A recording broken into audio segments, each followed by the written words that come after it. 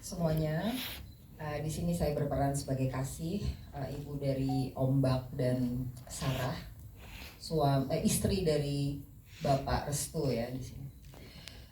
Yang pasti karakter Kasih ini seperti ibu pada umumnya, yang punya rasa sayang yang sangat besar kepada anak-anaknya dan keluarga. Tetapi karena ada satu peristiwa yang mengguncangkan hidupnya, maka mentally broken. Dia punya kehilangan dasar, dia kehilangan bagaimana caranya dia punya kebingungan bagaimana dia merespon kedukaannya itu. Dan si ibu Kasih ini dari yang grieving stage yang mungkin tadi belum sebutkan tadi ya, bahwa grieving stage itu ada beberapa gitu. Nah, si Kasih ini output dari ininya adalah kemarahan. Dia marah terhadap situasi yang terjadi dalam kehidupannya ini. Jadi emang yang menarik di sini adalah Kasih punya masalah dengan bagaimana dia mengungkapkan atau memvalidasi apa sih, dia juga bingung apa yang dia harus keluarkan, karena memang kebanyakan dari kita kan selalu pasti pernah punya pengalaman gak enak dan kita sendiri bingung gitu, ini apa ya, atau kita ignore, kita bisa kadang-kadang enggak, gue gak apa-apa gitu, tapi ternyata kita bermasalah sangat besar. Nah, tentu saja ini si Bu Kasih ini karena dia perempuan, dia ibu rumah tangga yang sangat sayang kepada anaknya yang dulunya mungkin dia tidak ada masalah dengan itu. Ketika dia dapat trauma ini, tiba-tiba dia silent treatmentnya kencang ya kan. Kalau ibu-ibu di sini kebanyakan kalau marah kan gengsinya gede ya Bu ya. Kadang-kadang ya ibu-ibu kan ada masalah dikit diem aja gitu. Nah, itu yang terjadi sama Kasih gitu. Dia nggak bisa memvalidasi apa yang dia harus rasa, yang dia punya. Jadi akhirnya keluarnya silent treatment. Silent. Teman-teman di sini ada yang begitu juga kalau marah silent treatment? Oh iya aja kenceng juga ya. Gengsi ya Bu ya. Iya, tapi iya ya. Jadi relate dan ini kehidupan untuk menguliknya dan merisetnya apakah susah nggak sih Mbak Ina untuk karakter Ibu Kasih ini? Yang pasti kita ada waktu untuk riset karena memang ini adalah karakter yang nggak biasa. Saya ngerasa di sini Teddy menuntut kita, sorry ya Ted, maksudnya ingin film ini, saya punya pengalaman memang dengan Teddy. Dia adalah sutradara yang ingin film ini betul-betul sangat realis. Jadi subtil aja gitu, jadi kayak 1:1 dalam seperti kehidupan sehari-hari. Jadi gue nggak boleh acting gitu, tapi di situ saya harus mendeliver perasaan yang tepat. Nah, itu yang sulit sih sebenarnya kan. Jadi riset perlu, tentu saja dari skrip yang sudah sangat syarat dengan pengetahuan ya. Maksudnya dari skripnya itu sendiri, karena yang nulis juga Teddy, dan Teddy adalah seorang psikolog dan luar biasa sekali, tulisannya juga betul-betul dia sendiri yang menulis, dan kita bisa langsung bertanya dengan Teddy langsung. Kalau soal riset di luar dari naskah, tentu saja saya ada role model sih sebenarnya, ada role model yang mungkin saya nggak perlu cerita ya siapa gitu. Secara gesture saya juga lihat bagaimana dia ngomong, suaranya dan sebagainya, itu mungkin secara bentuk saya copy paste dari orang yang punya pengalaman yang mirip dengan Kasih, tetapi mungkin dalemannya, jeroannya saya banyak ngobrol sama Teddy. Yes, itu dia. Tepuk tangan dong untuk Mbak Ina. Thank you Mbak Ina. Nanti kita kembali lagi dengan pertanyaan teman media. Kita setelah ke Ibu Kasih ke Bapak Restu dulu. Mas Lukman Sardi, tepuk tangan buat Mas Lukman Sardi.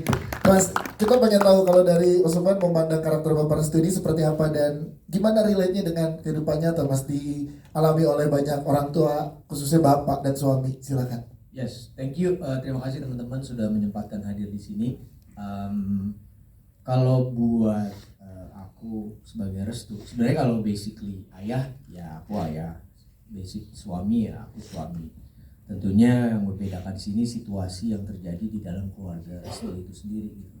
Kalau aku melihat karakter Restu ini sebagaimana seorang bapak yang punya tanggung jawab yang besar terhadap keluarga, bagaimana seorang ayah yang juga sangat menyayangi anak-anaknya dan berupaya untuk menjaga keluarga tersebut agar tetap utuh.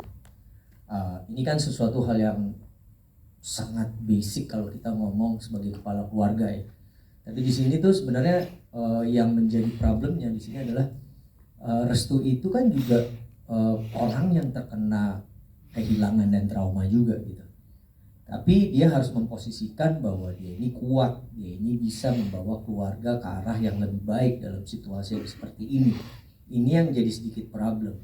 Sedangkan dia sendiri sebenarnya belum selesai dengan rasa kehilangan dan traumanya.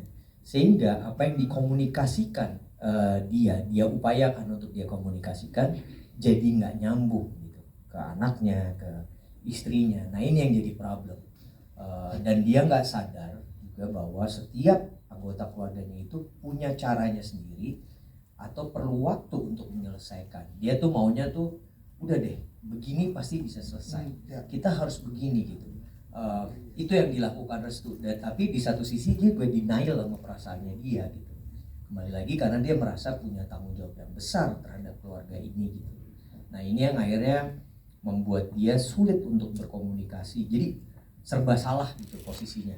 Tapi di balik itu dia juga bukan seorang ayah yang bisa langsung harus begini gitu, bukan tipe yang kayak gitu. Dia tuh sangat berhati-hati sekali. Bahkan kehati-hatian itu yang membuat semuanya bingung. Ya. Kehati-hatian itu membuatnya semua bingung. Dia masih bercanda lah soal apapun gitu sama Kasih. Padahal Kasih tuh harusnya lu nggak usah dibercandain soal kayak gini gitu. Akhirnya dia tidak bisa memvalidasi perasaan-perasaan yang ada di anggota keluarganya. Dia cuma straight ya, dia percaya bahwa masalah ini bisa diselesaikan secara klinis, tapi Kasih percaya bahwa ini dari sisi agama. Kan harusnya dia juga bisa bicara oke, kalau dari sisi klinis dari kepala keluarga ya. Kita nggak coba yuk ngambil jalan tengah gitu. Kalau ini kan enggak gitu kan. Akhirnya ya masing-masing merasa Ombak merasa bapaknya nggak mengerti dia, nggak support dia. Kasih merasa ini suami gue juga nggak mensupport gue. Lo tanya dong sebenarnya apa yang gue rasain, bukan akhirnya merasa bahwa umroh itu perlu buat lo gitu. Kalau ini kan jadi kesannya ini kan umroh buat lo supaya semua gue lakukan itu buat kalian bukan buat gue. Nah ini yang sebenarnya jadi hambatan yang terjadi di keluarga ini. Kalau tadi Ibu kasih dengan silent treatmentnya, berarti kan Pak Restu di sini dengan sebenarnya soft spoken karakternya, tapi gagal komunikasi ya Mas. Iya, bego nggak? I'm not just kidding gitu. Maksudnya bukan bego, ya namanya kita ya mungkin teman-teman juga ngerasain as a father gitu. Kita juga kadang-kadang juga nggak tahu harus ngapain gitu. Begitu ada problem, tapi kita seakan-akan kita punya tanggung jawab sebagai kepala keluarga. Gue harus tahu dan harus bisa menyelesaikan. Padahal ya harus berupaya, tapi bukan berarti kita bisa melakukan itu semua. Itu aja sih. Mas Lukman Sardi, terima kasih Mas Lukman Sardi. Nanti kita kembali ke masukan, tapi kita ke Naura Hakim dulu sebagai Sarah di sini. Jika boleh pengen lebih kenal lagi teman-teman media di sini dengan Sarah, boleh dijelaskan mungkin menurut kamu karakter Sarah, kamu memandang karakter Sarah seperti apa dan relate dengan kehidupan nyata itu seperti apa? Naura, silakan. Terima kasih Kak pertanyaannya. Selamat siang semuanya. Sebelumnya aku mau terima kasih kalian sudah menyempatkan waktu kalian untuk datang ke sini. Aku mau perkenalkan diri, nama aku Naura Hakim dan mau menjawab pertanyaannya. Jujur aku ngerasa relate banget Naura Hakim dan Sarah ini. Karena di film Mungkin Kita Perlu Waktu, Sarah ini kan menjadi anak pertama dan dia tuh jatuhnya jadi kayak pilar keluarga. Dia kayak perkat keluarga lah gitu, yang hold family-nya gitu. Nah, aku sebagai Naura Hakim, aku bukan anak pertama, tapi aku ngerasa aku menjadi pilar keluarga. Aku ngerasa aku harus bikin keluarga aku tuh selalu nyatu, karena keluarga aku tuh ada 7 orang, rame banget gitu. Jadi kadang mereka tuh maunya sendiri-sendiri, terus kalau ada apa-apa tuh selalu kayak mengasingkan di kamar masing-masing gitu. Dan aku, karena aku sesayang gitu sama keluarga, aku selalu kayak ayo bareng, ayo kita makan bareng, ayo kita nonton bareng gitu. Jadi aku tuh ngerasa aku relate banget sih Sarah sama Naura ini. Jadi pas aku dapet karakternya aku ngerasa kayak ini relate banget gitu. Itu dia, tepuk tangan dong buat Naura. Thank you Naura. Kita ke Bima Azriel. Bim, sebagai ombak kita pengen dengar ceritanya. Ini pasti eksplorasi yang sangat luar biasa untuk seorang Bima Azriel mendapatkan kepercayaan di karakter ini. Boleh diceritakan bagaimana dan juga relate itu seperti apa dengan teman-teman di kehidupannya atau in real life gitu karakter Ombak ini? Oke. Halo semuanya, selamat sore. Terima kasih udah hadir dan menonton film Mungkin Kita Perlu Waktu. Aku sebagai Ombak mau menjawab. Mungkin Ombak ini dia anak remaja yang juga jadi anak terakhir di keluarga Kurniawan ini, yang menjalani hari-harinya dengan depression, dimana caranya dia deal with trauma gitu. Jadi dia di tahap dia bingung dia harus apa. Yang satu ibunya lebih percaya deal the traumanya with religius, bapak lebih menyarankan ke psikolog, yang sampai akhirnya dia bingung dia harus apa gitu.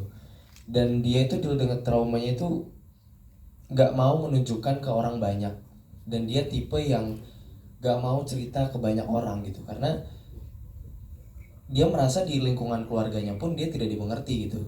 Ngomong ke ibu salah, ngomong ke bapak juga ngerasanya kayak kok bapak kayak nggak ngerti ya sebenarnya aku tuh lagi ada masalah gini tuh. Jadi itu yang lagi dialamin sama Ombak gitu. Dan yang menarik juga, Ombak ini sebenarnya apa ya, ketika dia sendirian dia mungkin bisa gila banget terhadap dirinya sendiri gitu, tapi dia nggak mau nunjukin itu ke orang banyak, ke orang-orang dia nggak mau. Tapi di satu sisi dia juga pengen jadi, dia pengen sembuh, dia mau juga duduk berdua dengan ibunya ngobrol sebenarnya masalah ini tuh gimana, karena Ombak merasa dia disalahkan oleh ibunya, yang sebenarnya pun itu belum clear karena dia nggak ada waktu dan apa ya, tempat yang pas untuk dia benar-benar ngobrol berdua sama ibunya sama bapaknya. Itu yang sebenarnya apa ya, yang dialami sama Ombak gitu sih. Dan di sini kan memerankan Ombak punya masalah psikologis nih. Iya. Nah itu untuk seorang Bim Azriel gimana ngedalamin karakternya Bim? Kalau ngedalamin karakternya pasti awalnya aku coba untuk memahami latar belakangnya dulu. Ombak itu hidupnya seperti apa dari kecil, terus apa yang dia alamin, terus juga pastinya baca skrip, bedah skrip, dan juga ngobrol banyak sama Mas Teddy. Dan pastinya aku juga riset lumayan banyak tentang apa yang dialamin Ombak, kenapa dia sampai seperti itu, dia melakukan ini dan itu. Terus juga aku lumayan observasi sama hal-hal yang ada di dekat aku aja dulu sih, dan ya yang paling dekat sama aku ya diri aku sendiri gitu. Jadi seberapa dekat aku karakternya dengan Ombak, kesamaan apa aku sama Ombak. Dan ternyata ketika aku melihat karakter Ombak ini gak terlalu jauh dengan Bima aslinya gitu, meskipun leverage-nya dia berbeda dengan Ombak, cuman karakter Ombak ini sangat relate ke banyak orang dan termasuk aku gitu. Terus aku juga banyak nanya ke teman-teman yang ternyata ketika aku gali lebih dalam, ngobrol banyak, ternyata mereka semua punya traumanya masing-masing gitu. Meskipun di depan atau di aku tuh mereka nggak terlihat seperti orang yang punya trauma mendalam gitu. Jadi aku banyak belajar, bukan hanya sebagai aktor tapi sebagai manusia juga, untuk lebih berhati-hati. Dan ya kita nggak benar-benar tahu apa yang sebenarnya orang lain tuh lagi alamin gitu. Misalnya dia lagi bahagia di luar, terus ada juga yang lagi tenang, ada yang diam-diam mungkin introvert. Kita nggak bisa ngejudge orang itu karena kita nggak tahu apa yang dia alami, hidupnya seperti apa, latar belakangnya seperti apa gitu. Jadi aku banyak belajar untuk lebih apa ya, respect satu sama lain, untuk menjaga omongan kita sesama orang, menjaga perilaku kita ke sesama orang gitu. Jadi dari karakter ini tuh aku banyak belajar sih. Ya situ dia Bim Azriel, terima kasih Bim. Kita ke Tisa Biani sebagai Alaika. Banyak banget yang sayang sama Alaika dengan ya keseruannya, keceriaannya. Namun tetap sahabat dengan karakter yang lainnya punya trauma mendalam dan juga sangat luar biasa di sini. Gimana untuk seorang Tisa Santi percaya memerankan karakter Alaika? Risetnya, mendalaminya, silakan. Assalamualaikum warahmatullahi wabarakatuh. Selamat sore semua teman-teman wartawan dan semua yang sudah hadir. Sebelumnya aku mau berterima kasih banyak buat Om Lukman selaku produser dan juga Om Teddy sebagai sutradara, dan para cast yang keren-keren banget di sini yang sudah mau bekerja sama aku di sini. Karena menurut aku film Mungkin Kita Perlu Waktu dan karakter Alaika sendiri sebenarnya adalah perwakilan orang-orang yang ada di sosial media.